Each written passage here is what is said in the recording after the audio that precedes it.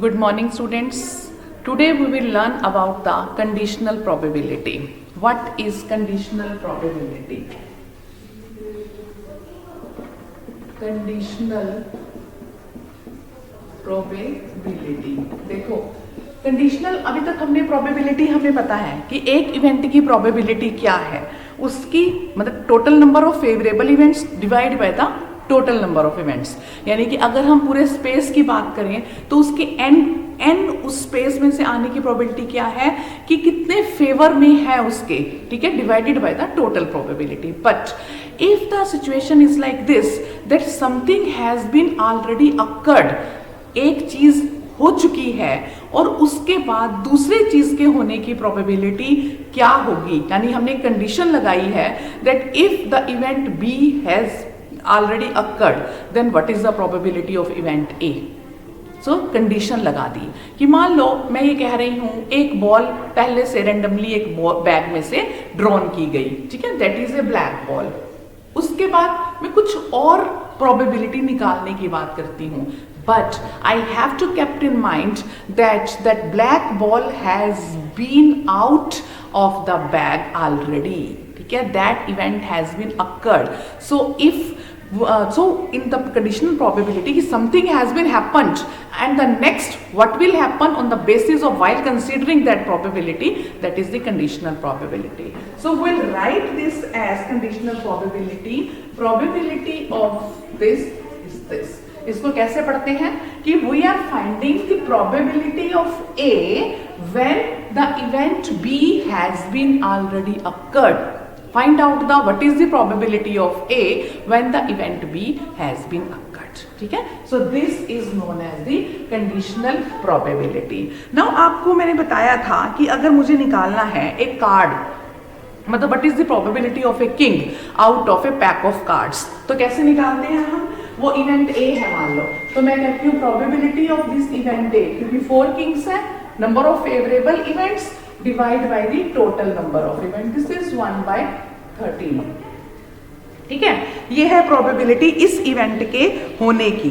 अब अगर मैं कंडीशनल प्रोबेबिलिटी की बात कर रही हूं, ठीक है, अगर मैं ये कहती हूं कि मेरे पास सपोज कोई भी इवेंट है जो अक्कर कर रही है जिसके मेरे पास सैंपल पॉइंट्स कितने हैं, मान लो मैंने अभी आपको कहा कि मुझे ब्लैक कार्ड्स देखने हैं या रेड कार्ड्स देखने हैं, तो रेड कार्ड्स कितने हैं? रेड कार्ड्स है 26, so that means my space is 26, ठीक है, उसमें से मुझे वो निकालने हैं, उसमें से वो प्रोबेबिलिटी मुझे निकालनी है जितना टोटल स्पेस में से आए। तो इसको हम कैसे डिफाइन करते हैं? We define this as probability of A is equal to कि इस ए के टोटल कितने n है और टोटल स्पेस कितना है, हम इसको ऐसे डिफाइन करते हैं। सिमिलरली हम b को ऐसे डिफाइन करते हैं, ठीक है। So how we will define this probability of a given b, इसको कैसे डिफाइन करेंगे? दिस इज नथिंग बट कि जो कंडीशनल प्रोबेबिलिटी है मेरी, दिस इज कि a और b के जितने कॉमन हैं, ठीक है, A इंटरसेक्शन B के कितने इवेंट्स हैं आउट ऑफ वो B, इसको मानकर चलेंगे this is already occurred. Why मैंने एंड B लिया है? क्योंकि this is already occurred, this is the condition, जो कंडीशन यहां होगी वही यहां होगा। Okay, so this is the formula for conditional probability. So you should remember these formulas. Probability of A event की क्या है, B की क्या है, और conditional probability क्या कहती है? Conditional probability is find the probability of A when the event B has been already occurred. Okay, so there is an important theorem on the basis of this that is known as multiplication theorem of probability. Multiplication theorem of probability, इसकी definition भी आ सकती है, इसका derivation भी आ सकता है, इसका प्रूफ भी आ सकता है। For the two events A and B, probability of A intersection B is equal to probability of A into probability of B given A. Probability of A is greater than 0. is equal to probability of B, probability of A given B, probability of A is greater than 0. ठीक है. Now what is this probability of B? कि आपने B की निकालनी है when the event A has been already occurred. Similarly आपने A की निकालनी है when the B has been already occurred. ठीक है. So this is the multiplication theorem. You have to prove, you have to derive this. तो इसका proof कैसे करेंगे हम?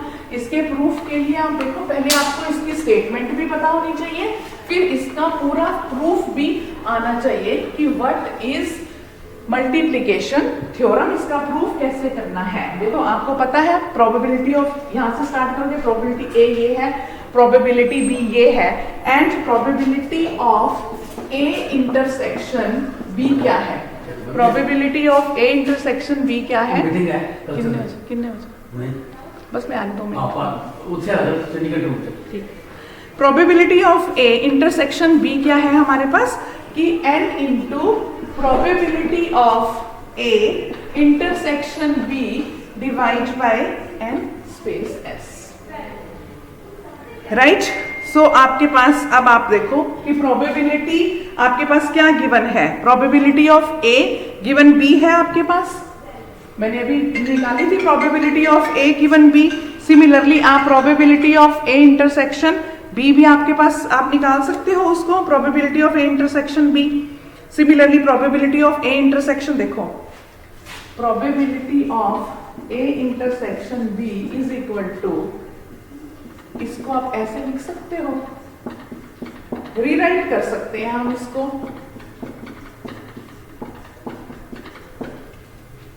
क्या फर्क पड़ गया? मैंने सिर्फ इसको रीराइट किया है, ठीक है ना, रीराइट किया है, इसको काट दो तो ये यही है. ठीक है, इसको हमने सिर्फ इसको रीराइट किया है. इसी तरह से इसको ए की फॉर्म में भी रीराइट कर सकते हैं, N A N S N A N S, दोनों को हमने रीराइट कर दिया. अब अगर मैं इसे रीराइट कर रही हूं और मैं इनकी वैल्यूज को पुट कर रही हूं, ठीक है, ऊपर इसको वैल्यूज को पुट कर देती हूं दोनों को निकाल के कंडीशनल की फॉर्म में, तो आप देखोगे आपके पास 2 की प्रोबेबिलिटी बड़े उससे निकल के आएगी यूजिंग दीज 2 की probability of A1 events, probability of given probability of that second event. ठीक है, तो आपके पास जो है,